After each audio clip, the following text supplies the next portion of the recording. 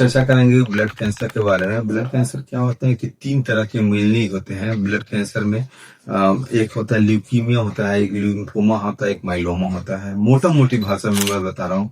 Leukaemia किसको कहते हैं? तो ल्यूकीमिया ल्यूकोसाइट से बना है, मतलब व्हाइट ब्लड सेल्स जो होते हैं उसका अमाउंट बहुत ज्यादा बढ़ जाते हैं या वो इमेच्योर ग्रो करने लगते हैं बहुत तेजी से, तो उसको ल्यूकीमिया बोला जाता है।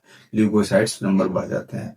और ल्यूकीमिया में बहुत प्रजाति होते हैं, जैसे एएलएल होता है, एएमएल होता है, सीएमएल होता है, सीएलएल होता है। तो कुछ कैंसर, ब्लड का कैंसर जो है क्यूरेबल भी होता है। जैसे सीएमएल कैंसर जो होते हैं बहुत अच्छा रिजल्ट रहता है और उसमें एक इमेटिनिब नाम की दवाई आती है।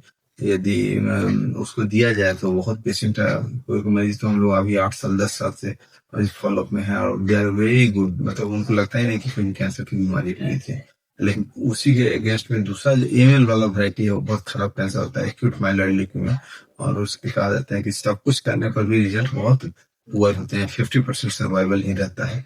तो सर ये चीजें जो है हम लोग को जानकारी के लिए क्या करना पड़ता है कि पेरिफेरल ब्लड स्मीयर होता है, CBC with peripheral blood smear करवाते हैं, ब्लड टेस्ट एक होता है।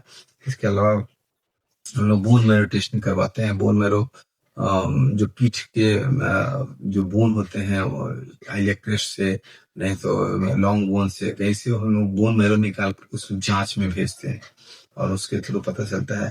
साथ में फ्लो साइटोमेट्रिक टेस्ट होते हैं और इम्यूनोफिनोटाइपिंग टेस्ट भी होते हैं। इसके द्वारा हम लोग कैंसर का कौन सा प्रजाति है उसके बारे में डिटेल में पता कर पाते हैं और उसके बाद उसी के करस्पॉन्डिंग में हम रिजल्ट जैसे आता है उसके हिसाब से इलाज देते हैं।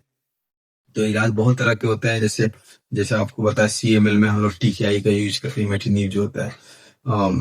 जो इसके अलावा बहुत सारे कीमोथेरेपीज हैं, इम्यूनोथेरेपी है और टारगेटेड थेरेपी है, इसका भी यूज करते हैं।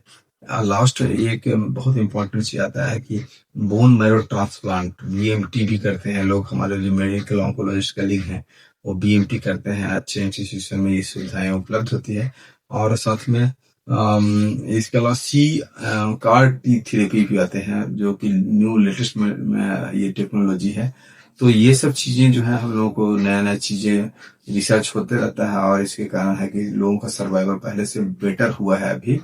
और अभी पहले जैसा नहीं रहा कि बिल्कुल लाइलाज बीमारी रह गई है। हाँ, एएमएल वगैरह का रिजल्ट बहुत ही पुअर है, लेकिन फिर भी हम लोग उसमें सपोर्टिव ट्रीटमेंट के साथ साथ जितना हो सकता है मैक्सिमम लॉन्गेविटी को बढ़ाते हैं।